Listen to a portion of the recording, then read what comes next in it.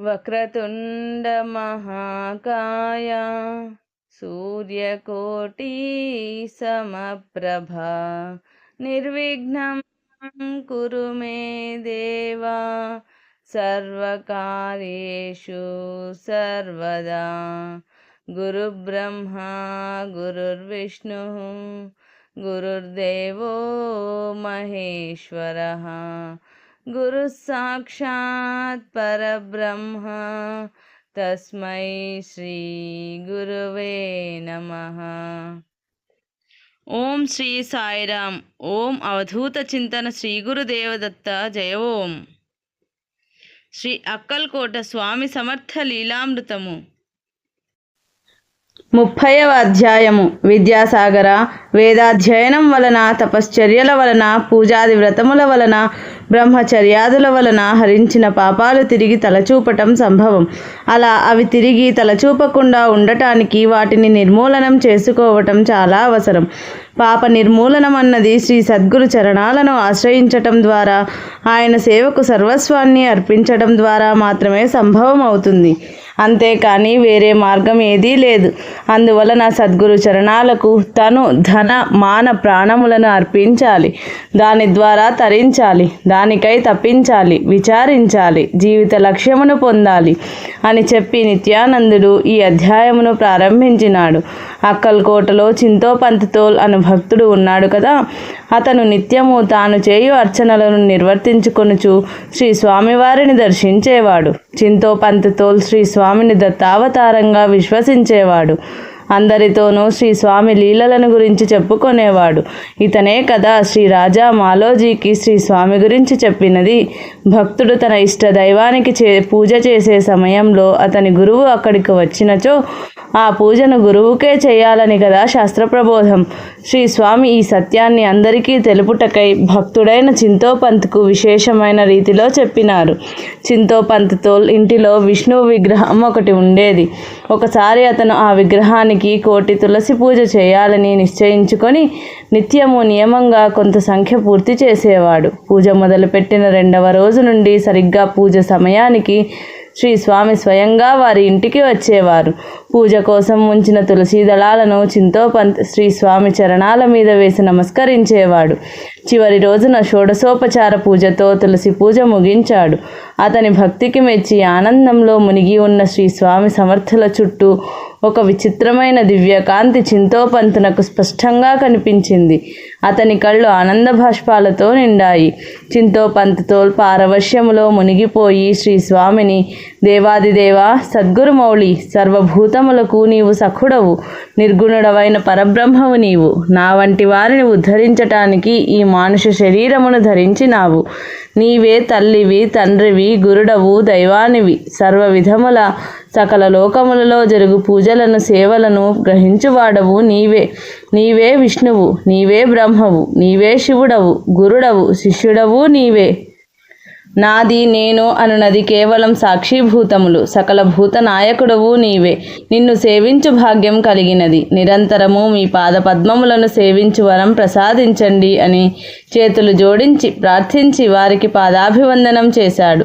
శ్రీ స్వామి చాలా సంతోషించి తథాస్తు అని దీవించినారు.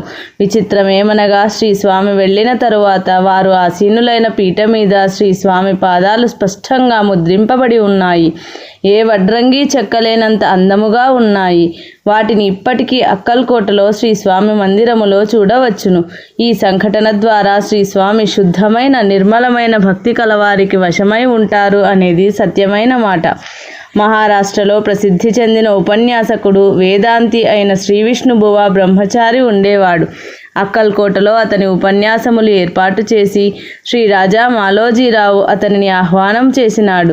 అతనికి గొప్ప వేదాంతినని, వేదాంగములను, పురాణ ఇతిహాసములను చదువుకొన్న పండితుడనని గర్వంగా ఉండేది. దానికి తోడు అతని ఉపన్యాసములకు చాలామంది జనులు ఆకర్షితులయ్యేవారు. అతను ఒక రోజున శ్రీ స్వామిని దర్శించటానికి వచ్చాడు. అతను తన పాండిత్యాన్ని శ్రీ స్వామి ముందు ప్రదర్శించదలచి శ్రీ స్వామివారిని, ఓ యోగిరాజా, బ్రహ్మ తదాకార వృత్తి అంటే ఏమిటి అని ప్రశ్నించినాడు. శ్రీ స్వామివారు అతని మనోగర్వము గమనించి ఏమీ సమాధానం ఇవ్వలేదు. అతను చాలా సమయం అక్కడ గడిపి తన ప్రశ్నకు సమాధానం రాకుండాట చూచి శ్రీ స్వామివారికి ఏమీ తెలియదనుకొని విజృంభించి వేదాంతములో అతి చిన్న విషయానికి అర్థం తెలియని వీరిని జనులందరూ అంధవిశ్వాసములతో బ్రహ్మరథము పడుతున్నారని తలచి శ్రీ స్వామిని గురించి అందరి దగ్గర హేళన చేసి చులకనగా మాట్లాడసాగాడు. అయినా శ్రీ స్వామి ఏమీ పట్టించుకోలేదు. అతని విషయంలో మౌనంగానే ఉండిరి. ఒకరోజు రాత్రి బ్రహ్మచారికి కలలో కొన్ని వేల తేళ్లు మీదకు వస్తున్నట్లు కనిపించాయి. అందులో వాటిని తప్పించుకునే ప్రయత్నంలో అటు ఇటు పరుగులు పెడుతున్నప్పటికీ ఒక తేలు అతనిని కుట్టడంతో ఈ బ్రహ్మచారి చచ్చాన్రోయ్ అని అరిచాడు. ఆ కేకకు ఆ ప్రక్కనే పడుకొని నిద్రపోతున్న ఒక పారసీక భక్తుడు నిద్రలేచి బ్రహ్మచారిని నిద్రలేపి కారణం అడిగాడు. అతను కలలోని దృశ్యాన్ని మరవలేక భీతితో వణికిపోతున్నాడు. కొంత సమయం తరువాత తన కలనంతా వర్ణించాడు. కొన్ని రోజుల తరువాత శ్రీ స్వామిని దర్శించాడు. అతడు తన తెలివిని మరలా ప్రదర్శించదలచి శ్రీ స్వామిని, ఓ మహాత్మా, బ్రహ్మ తదాకార వృత్తి అంటే ఏమిటి అని అడిగినాడు. శ్రీ స్వామి కోపముతో మండిపడుతూ, మూర్ఖుడా, వందల తేళ్లు కలలో కనిపించినంత మాత్రానే కేకలు పెట్టి ప్రక్కన పడుకున్న పారసీకుని కూడా హడలగొట్టావు కదా. నీవు కూడా వేదాంతం మాట్లాడటమేనా? బ్రహ్మ తదాకార వృత్తి అంటే అంత సులభం అనుకుంటున్నావా? గొంతెత్తి ఉపన్యాసాలు ఇవ్వడంతోనూ మాటలతో గారడీ చేయటంతోనూ బ్రహ్మ తదాకార వృత్తి రాదు. పుస్తకం చదివితే జ్ఞానం వస్తుందా? అంత మాత్రాన పెద్ద యోగివయ్యాననుకున్నావా? ఇక్కడ నుండి పో అని కేకలేశారు. ఆ తర్వాత కొన్ని రోజులకు అతనిలో అంతర్మథనం ప్రారంభమైంది. తిరిగి భక్తితో శ్రీ స్వామిని దర్శించి పాదాభివందనం చేశాడు. అప్పుడు శ్రీ స్వామివారు అతనితో, నిరాకార నిర్గుణ పరబ్రహ్మ విశ్వంలో జరిగే ప్రతి పరిణామానికి స్పందించక పూర్తి నిర్లిప్తతతో సాక్షిభూతుడుగా ఉండగలగటమే ఆ మాటకు అర్థము. అది పుస్తక జ్ఞానం వలన, వేదాంత తాత్విక చర్చల వలన లభించదు అని తెలిపిరి. దానితో అతనిలోని గర్వము తొలగినది. శ్రీ స్వామి సకల విద్యాస్వరూపమని, సకల వేదాంత సారమని గ్రహించి వారిని క్షమించమని వేడినాడు. శ్రీ స్వామి దయతలచి తదేక దృష్టితో అతనిలో బ్రహ్మానుభూతిని పొందేలా చేశారు. కొంత సమయం దానిలో లీనమైన ఆ బ్రహ్మచారి సమాధి స్థితిని పొందినాడు. తరువాత కాలంలో అతను సుస్థిరమైన నమ్మిక గలవాడైన భక్తుడిగా మారిపోయాడు. శ్రీ స్వామి అతనికి యోగదీక్షను ఇచ్చి ఆశీర్వదించినారు. ఆ తరువాత అతను చాలా గొప్ప యోగిగా ప్రసిద్ధి చెందినాడు. కొన్ని గ్రంథాలు కూడా రచించాడు. అతను శ్రీ స్వామిని పూర్ణ అవతార పురుషుడిగా గుర్తించి వారి గురించి ప్రచారం చేశాడు. స్నేహం అనేది చాలా గొప్పది. అది మానవునికి మానసికమైన బలం చేకూర్చుతుంది. అయితే ఉత్తమమైన స్నేహం, సద్బుద్ధి కలవారి మధ్య స్నేహం వారి సత్సాంగత్య ఫలితమును కలిగించుతుంది. వక్రబుద్ధి కలవారి స్నేహం ఆపదల పాలు చేస్తుంది. సమానమైన భావములు, సమానమైన స్థితిగతులు గలవారి మధ్య స్నేహం శాశ్వతముగా ఉండి వారికి మేలు చేస్తుంది. హెచ్చుతగ్గులు, వ్యతిరేక భావములు కలవారి మధ్య స్నేహం అపఖ్యాతి పాలు చేస్తుంది. విద్యాసాగర, సహవాసం వల్ల చెడిపోతున్న తన భక్తుణ్ణి శ్రీ స్వామి రక్షించుకున్న కథను చెబుతాను విను అని శ్రీ నిత్యానందుడు ఇట్లు చెప్పసాగినాడు.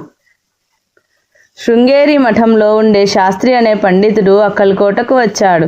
అతనికి బావడేకర్ అనే మిత్రుడు ఉండేవాడు. అతను తన మిత్రుడితో కలిసి శ్రీ స్వామివారి దర్శనానికి వెళ్ళాడు. ఆ సమయంలో శ్రీ స్వామి చిన్నపిల్లలతో ఆడుకొనుచున్నారు.